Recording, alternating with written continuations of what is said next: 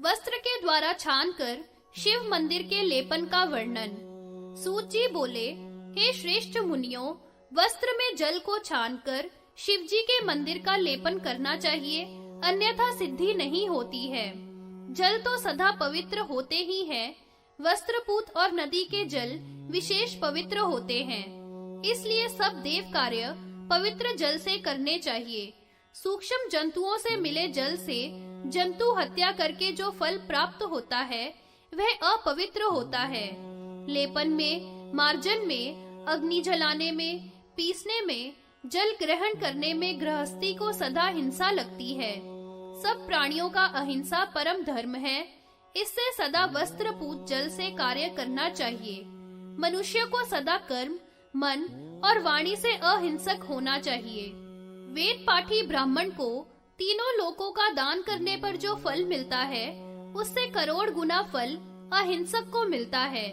मन, वचन और शरीर से सब जंतुओं पर दया करते हैं, वे पुत्र, पौत्र सहित रुद्र लोक में बसते हैं। इससे वस्त्रपूत जल से शिव मंदिर को छिड़कना तथा स्नान करना चाहिए। त्रिलोकी को मारकर जो पाप होता है वह शिव मंदिर में एक ही जंतु को मारने के बराबर पाप समझना चाहिए। इसलिए वस्त्रपूत जल से कार्य करना उचित है। ये याति क्षत्रियों को यथार्थ पशु की हिंसा तथा दुष्टों की हिंसा कही है, परंतु ब्रह्मवादी योगी जनों को कुछ भी विहित अविहित नहीं है। इससे पाप में रत मनुष्य की भी हिंसा नहीं करनी चाहिए, स्त्रियों की भी हिंसा नहीं करनी चाहिए, चाहे वे मलिन ही क्यों ना हो।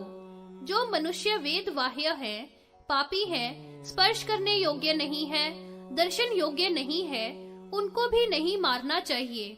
उन्हें देखकर सूर्य का दर्शन करना चाहिए। जो सत्पुरुषों के संग से एक बार भी शिव का पूजन करता है वह शिव लोक को प्राप्त होता है।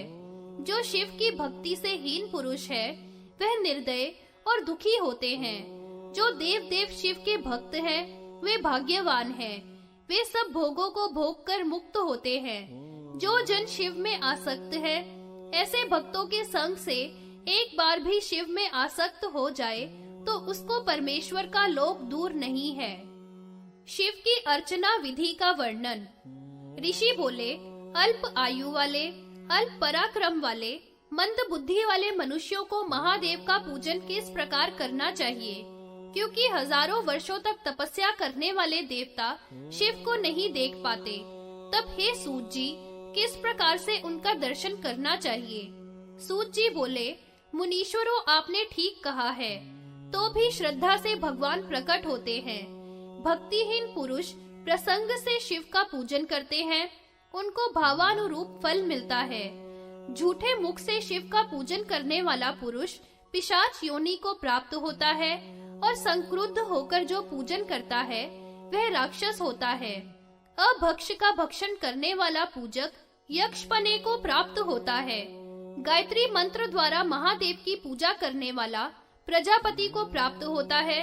श्रद्धा से एक बार भी शिव की पूजा करने वाला रुद्र के साथ क्रीड़ा करता है। पीठ पर शिवलिंग की स्थापना करके पवित्र जल से स्नान करना चाहिए। धर्म ज्ञानमय आसन की कल्पना करके उस पर स्थापन करना चाहिए। पाद्य, आचमन, उदर्भ, जल देकर दूध, घी, दही तथा दिव्य जल से स्नान कराकर केशर कस्तूरी का लेपन कर पुष्प तथा अखंड बेल पत्रों से शिव का पूजन करें। नाना प्रकार के कमल, कन्नेर, वकुल, चंपक, आक के पुष्प आदि शिव को अर्पण करें।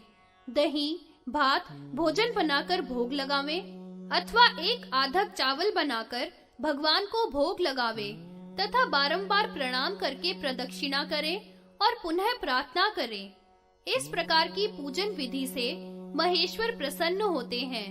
जिन वृक्षों के पत्र पुष्पादिक भगवान के पूजन में तथा गौ जिनका दूध भगवान की पूजा में आता है वे परम गति को प्राप्त होते हैं। जो शिव का इस प्रकार एक बार भी पूजन करता है वह शिव सायुज्य को प्राप्त होता है। पूजन किए हुए शिव का दर्शन करने वाला पुरुष भी सब पापों से छूट जाता है। जो शिवलिंग के सामने घी का दीपक जलाता है वह श्रेष्ठ गति को प्राप्त होता है। जो दीप वृक्ष लकड़ी या मिट्टी का बनाकर उस पर दीपक जलाता है, वह सैकड़ों कुलों के साथ शिवलोक में वास करता है। लोहे, पीतल, चांदी, सोने तथा तांबे का दीपक बनाकर शिव को प्रदान करता है। वह हजारों चमकते हुए विमानों में बैठकर शिवलोक को जाता है। कार्तिक के महीने में जो घृत का दीपक शिवालय में जलाता है तथा विधि पूर्वक शिव की पूजा करता है, वह ब्रह्मलोक को प्राप्त करता है। जो रुद्र गायत्री अथवा ओम मंत्र से आसन आदि अर्पण करके शिव को स्नान कराकर पूजा करता है, दक्षिण भाग में ओम के द्वारा ब्रह्मा की पूजा तथा गायत्री से विष्णु की पूजा करता है तथा पंचाक्षर मंत्र या ओम से अग्नि में हवन करता है, वह शिवलोक को प्राप्त करता है। इस प्रकार हे मुनियों, मैंने आप लोगों से संक्षेप में शिव की पूजन विधि कही, जो स्वयं व्यास जी ने रुद्र के मुख से सुनी थी, सो मैंने कही है। पाशुपत व्रत महात्म्य वर्णन। ऋषि बोले, हे सूत जी, जैसे पशुपति को देखकर पशुपाश से विमुक्त देवों ने पशुपने को त्यागा, सो हमसे कहिए। सूत जी बोले, प्राचीन काल की बात है कि कैलाश पर्वत के शिखर पर भोगाख्य नाम वाले स्वस्थान में विराजमान शिव जी के पास सब देवता मिलकर गए। वह सब देवताओं के हित के लिए विष्णु भगवान भी गरुड़ पर चढ़कर गए। सब देवताओं ने कैलाश पर पहुंचकर प्रणाम किया तथा विष्णु भगवान भी गरुड़ से उतरकर सुमेरु पर्वत पर चढ़े। सुमेरु पर्वत कितना रम्य है, उसकी शोभा को कहते हैं कि वह दुरित रहित है तथा भोगों से युक्त है, अनेक मृग आदि से सेवित है, अनेकों नाग पुंगनाद वृक्षों से युक्त, भ्रामरों के गुंजार से युक्त, धब, सिदिर, पलाश, चंदन आदि से युक्त बड़ा ही रमणीक है। उस सुमेरु पर्वत के ऊपर पूर्व में विश्वकर्मा ने शिव के क्रीड़ा का स्थान बनाया है। उस स्थान को देखकर इंद्र आदि देवताओं ने दूर दूर से ही प्रणाम किया। उसी समय देव महादेव ने अपने गणों और गणेश आदि के साथ कैलाश पर प्रवेश किया। ब्रह्मा आदि सब ही द्वार पर उपस्थित हैं तथा मणि और स्वर्ण आदि से निर्मित अनेक विमान वहां व्याप्त हैं। द्वार पर अनेक भवन रचे हुए हैं। सब देवों ने इस प्रकार के भवन देखकर प्रसन्न हो पूर्व में भीतर प्रवेश किया। वहां नाना प्रकार के मृदंग, वेणु आदि बाजे बज रहे थे। अप्सराएं नृत्य कर रही थी। वह स्थान अत्यंत रमणीक था। वहां भी नाना वस्तुओं तथा मणियों के द्वारा सूर्य के समान तेजस्वी विमान रखे हैं। अनेकों तड़ाग, वापी, कूप आदि हैं तथा जिनकी सीढ़ियां वगैरह मणियों से जड़ी हैं। इंद्र आदि देवगण ने पुर के मध्य में सूर्य के सदृश प्रकाश वाला विमान देखा।